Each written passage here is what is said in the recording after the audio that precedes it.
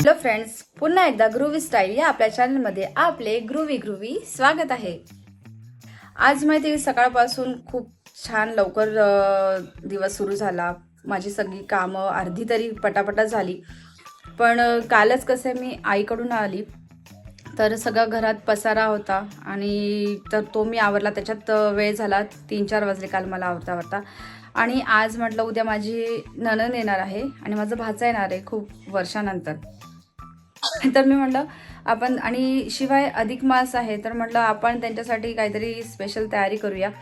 तर असं माझं चाललं होतं. पण नेमकं म्हणतात ना, कोणीतरी यायचं आणि काहीतरी घरात उद्योग झालेच म्हणून समजा. तर आज माझ्यासोबत पण तसंच झालं का माझं जे ड्राय बाल्कनी असते त्याच्यात पूर्ण वॉशिंग मशीनचं जे ड्रेन पाईप असतो तर तो त्याचं पाणी गोळा होत होतो. आणि मी म्हटलं हे पाणी चाललं कुठे? जर सिंक उघडला तिथूनही पाणी त्या याच्यात ड्राय बाल्कनीत गोळा होत होतं. म्हटलं हे काय चाललेलं आहे? म्हणून मी डिशवॉशर पण नाही लावली. म्हटलं ते सगळं खरकटं पाणी पण गोळा होईल तिथे.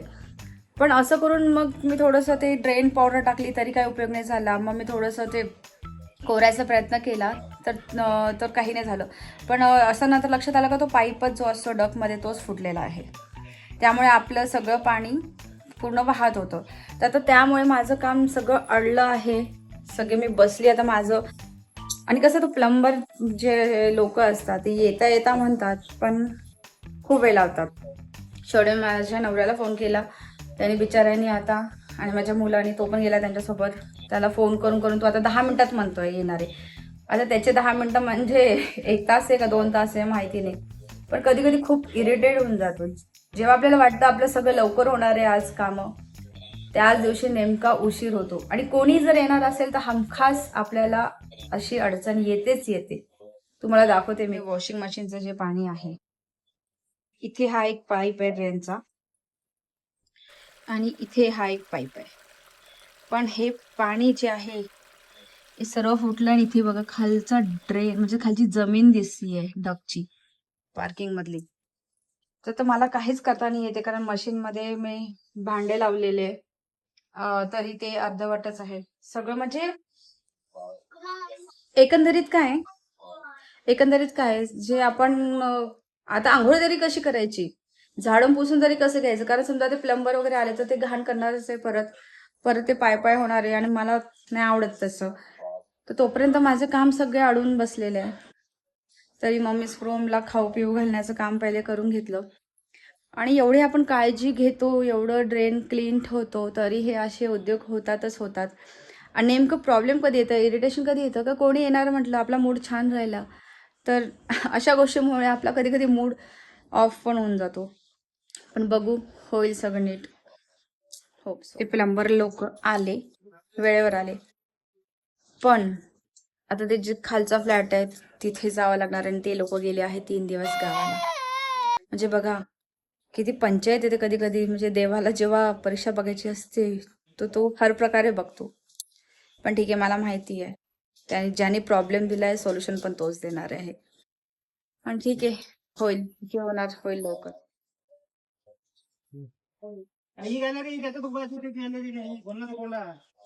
तुम्ही बघितलं असं छोटस अडचण येऊन जाते पण एवढं सगळा राडा होऊन जातो. अजूनपर्यंत माझं झाडणं, फरच्या पुसणं सगळंच राहिलंय, भांडे घासणं. काय होणार माहिती नाही. प्रॉब्लेम निर्माण झालेला आहे तर सोल्युशन फक्त यांच्याकडे. मला माहिती आहे ते त्यांच्या बाळाला रडू नाही देणार, काहीतरी सोल्युशन काढतील. माहिती आहे, माझा विश्वास. बघा काही थोडीशी अडचण आली तर हे असा पसारा होऊन जातो. आता इथून लगेच कामाला लागूया कारण आता वाजले आहे 3:30. म्हणजे विचार करा मला आज 5-6 होणार आहे सगळं आवरता. पण म्हणतात ना का ठीक आहे, प्रत्येक प्रॉब्लेमचं सोल्युशन जर त्यांच्यावर आपण टाकलं महाराजांवर तर ते सोल्युशन नक्की काढतात. आणि ठीक असं वाटतंय आज ना देवानी एका मागून एक परीक्षा घेण्याचं ठरवलेलं आहे.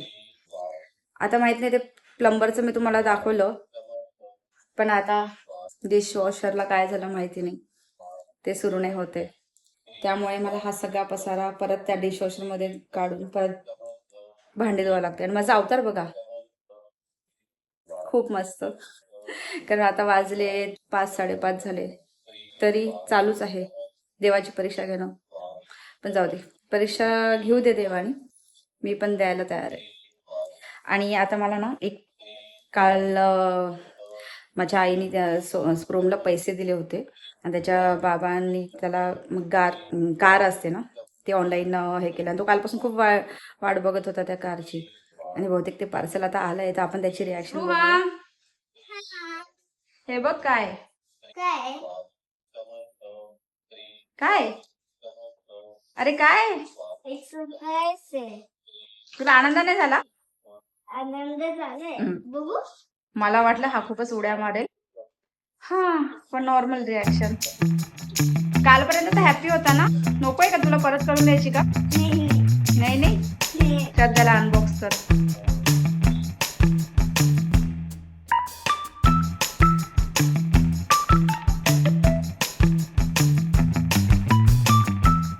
आवडली तुला गाडी?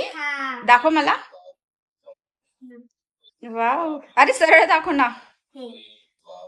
कोणती गाडी आहे? Range rover.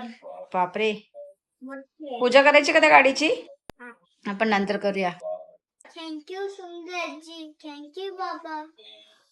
झाली एकदाची आंघोळ, सगळं आवरून स्वयंपाक करून सगळं जे सकाळची कामं होते ती माझी पेंडिंग होती. तुम्हाला माहिती आहे काय प्रॉब्लेम झाला होता, त्यामुळे डिशवॉशरमध्ये मी भांडे ठेवले होते पण डिशवॉशरला माहिती नाही मध्येच काहीतरी लोडचा प्रॉब्लेम आला. तेही आजच झालं, नाही तर कधी होत नाही असं. आणि मग त्यातून भांडे काढून परत घासले ते भांडे. पण मला असं वाटतंय, नुकताच मी देऊळबंद 2 पिक्चर बघितला. तुम्हीही बघा, आवर्जून बघा, खूप सुंदर पिक्चर आहे तो. आणि त्याच्यात दाखवलं आहे का परीक्षा देवाची असते, पण आज परीक्षा देवाने माझीच घेतली. कदाचित असं असेल का, बघू तरी आपण ही किती संयम ठेवते. तर आज मला असं वाटलं का ठीक आहे, जाऊ दे, हे चॅलेंज आहे, आपण चिडचिड नाही करावी. चिडचिड न करता आपणच प्रयत्न करावा की आपण संयम ठेवू शकतो का नाही. पण मला असं वाटतं 50% मी सक्सेसफुल झाली आज, ते पण स्वामींमुळे. तर ठीक आहे, जाऊ दे, चालायचंच असं. ठीक आहे, तर उद्या आता माझी नणंद येणार, मी त्यासाठी आता तयारीला लागूया. काय करायचं ब्रो? काही नाही. का बरं, काय आलं सॅड व्हायला? तू माझी नवी गाडी आली, तू माझी गाडीची पूजा नाही करतेय. पूजा करायची तुला गाडीची? मग तू काय छोटा होऊन बसणार आहे का या गाडीमध्ये? बरं ठीक आहे, आपण पूजा करू तुझ्या गाडी. तर मग फ्रेंड्स, मला आज कळलं आहे की प्रत्येक प्रॉब्लेमचं सोल्युशन हे असतंच, फक्त आपण थोडं पेशन्स ठेवलं पाहिजे. तसा आजचा दिवस हा बॅड पण होता, चांगला पण होता. आणि ठीक आहे, असं चालतच राहणार आयुष्यात. तर तुम्हाला हा व्लॉग कसा वाटला तर प्लीज मला कमेंट्समध्ये कळवा, की जेणेकरून मलाही एनकरेजमेंट मिळेल आणि तुमचंही एंटरटेनमेंट होईल. चला तर भेटूया पुढच्या व्लॉगमध्ये. तोपर्यंत टाटा, बाय बाय, टाटा.